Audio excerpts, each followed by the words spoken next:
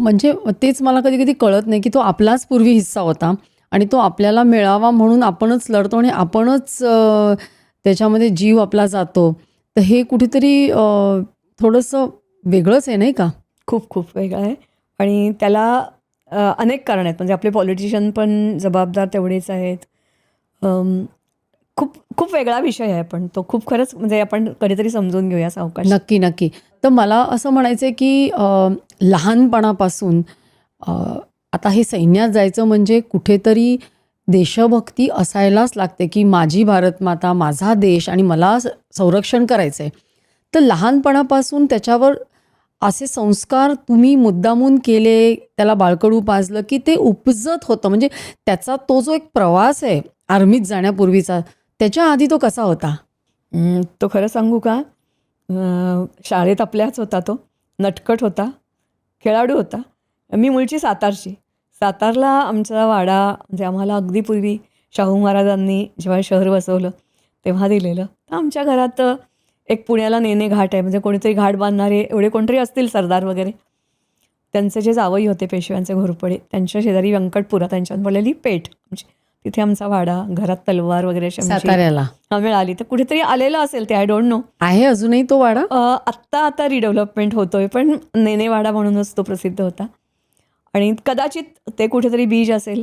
त्याच्यानंतर आपल्या शाळेमध्ये तर माहिती आहे तुला, की मुद्दामून असं नाही, पण आपसुकच असं वातावरण असं होतं, की देशप्रेम म्हणजे फक्त ह्याच्यातच जा असं नाही. कुठल्याही क्षेत्रामध्ये जाऊन देशाशी प्रामाणिकपणे राहून तू देशप्रेम ते त्याच्यावर आपोआप संस्कार होत होते. पण त्याला कुठेतरी आतून वाटत होतं. आणि मग NCCमध्ये नॉर्मली खरं आपल्या शाळेत ट्रेंड असा आहे, की 8 आणि 9मध्ये NCC मुलं नाही जाणार, खेळणार नाही. पण तो NCCमध्ये पण होता, फुटबॉल पण खेळत होता, हॉकी पण खेळत होता आणि इतक्या उत्तम प्रकारे, की लोकं म्हणजे त्याचे मित्र म्हणायचे, की तो जर गेला नसता तर तो पेले झाला असता. आणि मग मला वाटतं ती त्यांची ट्रॅडिशन कॉलेजला गेल्यावर पण राखली. आर्मीमध्ये गेल्यावर पण त्याच्या युनिटला कप मिळाला, हॉकीमध्ये हे मिळालं. सो त्याचा पिंड वेगळा होता. आणि दुसरं म्हणजे मला नेहमी म्हणावं लागेल, की हे जसे खेळाचे संस्कार मला वाटते तुला आठवतं की नाही मला माहिती नाही, पण एक भिडे सर म्हणून होते बघ, त्यांची व्यायामशाळा होती. हो, हो, हो. त्या शाळेत त्यांनी जायला कधी सुरुवात केली असेल तर KGमध्ये मॉन्टेसरीमध्ये जायच्या अगोदर तो भिड्यांच्या व्यायामशाळेत जायला लागला. आणि ते बऱ्याच मुलांचं सेकंड होम होतं. तिथेच ते मुलं पडलेली अगदी असायची. अगदी.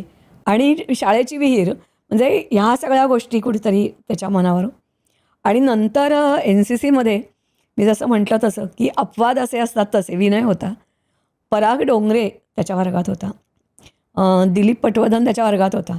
आणि तिघही जण म्हणजे परागनी आता VRS जाऊन खूप वर्ष झाली, तो विंग कमांडर, त्यांनी निवृत्ती घेतली. दिलीप होता त्यांचा त्रिकूट होतं. दिलीप आता ब्रिगेडियर आहे. इंजिनियर होऊन तो गेलेला आहे तिकडे. तसा हा आहे नाही मधून. मग तो जॉइन त्यांनी कधी केला आर्मी? खेळताना पण तो तेच म्हणायचा, की इतर लोक खेळतात, फिजिकली खेळतात, मी डोक्याने खेळतो. कारण मी पालेश्वरचा 10-8चा विद्यार्थी आहे. अरे वा, केवढा अभिमान होता. हो. मग त्यांनी जॉइन कधी केला आर्मी? BCom झाल्या तो CA करत होता. पण CA करता करता त्याचं एम तेच होतं. आणि म्हणजे तुला परत मला अगदी अभिमानाने सांगायला वाटेल, की मुलं ना कॉम्पिटिटिव्ह एक्झामची खूप उगाचच अशी हाय खातात. पण वाचन, बातम्या ऐकणं, प्रचंड वाचन. आणखीन मग ह्या सगळ्यातून काही झालं तरी कॉम्पिटिटिव्ह एक्झाम द्यायची. म्हणजे आपल्याला माहितीच नसतं, की दिल्ली पोलीसची वेगळी भरती असते, नेपाळची वेगळी भरती असते, CBIची वेगळी भरती असते. अशा अनेक त्यांनी शोधून काढलं होतं. आणि अशा तो 9 परीक्षा कॉम्पिटिटिव्ह एक्झाम एकदम देत होता. सगळ्या रिटर्न एक्झाम तो पहिल्या फटक्यात क्लिअर झाला. आणि ह्याचं इंटरव्ह्यूचं पहिलं आलं त्याच्यात तो सिलेक्ट झाला. त्याच्या अगोदर नॉर्मली खूप मोठा गॅप जातो 9 महिन्याचा. त्याच्या अगोदर लोक पुढची परीक्षा देऊन ठेवतात. कारण ती मेरिट लिस्ट असते. मला जायचं आहे म्हणून तुला कोणी घेणार नाही आहे. पहिल्यापेक्षा त्याचा पुढचा स्कोर आणखीन जास्ती होता. पण तोवर त्यांनी डेहराडून जॉईन केलं होतं. मग त्यांनी डेहराडूनला काय जॉइन केलं? IMA, Indian military academy. तर 1.5 वर्षाचा तिथे ट्रेनिंग असतं. आणि मग तिथे तुम्हाला अगदी पहिल्या दिवसापासून यू आर अंडर ऑब्झर्वेशन, की तुमचं व्यक्तिमत्व कसं आहे. कारण आपल्याला बरेच वेळेला गैरसमज असतात, की फक्त बंदूक घेऊन लढणं म्हणजे आर्मी. बिलकुल नाही. आजकाल तर सगळे टेक्नोसावी झालेले आहेत. तुमच्या पर्सनॅलिटीला सूट होईल असं कोणतं युनिट तुम्हाला द्यायचं. तसं ह्याला ते गन म्हणजे गन 31 मीडियम म्हणजे गन आणि तो जेव्हा होता त्या बोफर्स गन्स त्याच्याकडे होत्या. तर आता ती डिसमेंटल झाली आहे वेगवेगळ्या कारणासाठी, कारण खूपच सगळे चेंजेस होत आहेत. मग त्यांनी ते डेहराडूनचं जॉईन केलं आणि तिथपासून कॅप्टन हा त्याची निरनिराळ्या पोस्टिंग्सच्या तो आठवणी शेअर करायच्या का? म्हणजे त्याचं कसं झालं माहिती आहे का, कॅप्टन तो खूप लवकर झाला इतरांपेक्षा त्याच्या बरोबरीच्या. कारण असं असतं की पहिलं त्याचं पोस्टिंग झालं पंजाबात. तेव्हा पंजाब धुमसत होता, म्हणजे खलिस्तान आणि ब्ल्यू स्टार ऑपरेशन सगळं माहिती आहे. त्याच्यानंतर नाशिकला 6 महिने आला आणि मग तो जो थेट गेला तो काश्मीरला. जेव्हा तुम्ही फील्ड पोस्टिंगमध्ये असता म्हणजे त्यावेळेला रँकिंग थोडं आणखीन वेगळं होतं. म्हणजे पहिल्यांदा सेकंड लेफ्टनंट मग असं करत मग ते मधली एक पद गाळून एकदम त्याला कॅप्टन हे मिळालं. त्यामुळे तो 3 वर्षाच्या आतच कॅप्टन झाला तिथे. मग तिथल्या काही तो आठवणी सांगायचा का, अ, शेअर करायचा का? फारसं नाही. फक्त एक मला आठवतंय की तेव्हा ना तो एक रोझा नावाचा चित्रपट निघाला होता आणि आपल्या शाळेत त्या म्हामरेबाई म्हणून एक होत्या, आठवत असेल इतिहास शिकवणाऱ्या. तर त्या मला म्हणाल्या, "अगं तुझा मुलगा आला ना सुट्टीला, ती आण बरं का फिल्म." तेव्हा ते घरी टी व्हीवर वगैरे आपण लावायचो ना सगळं, आत्तासारखं नव्हतं तसं. ते आम्ही ते आणलं आणि तो पिक्चर बघितल्यानंतर हा अर्धवट टाकून निघून गेला. तो म्हणाला, "ह्यांनी जे दाखवलं आहे ना आत्ता की त्या बायकोला सोडवण्यासाठी हे सगळं, हे म्हणे परत पुढे घडत राहील.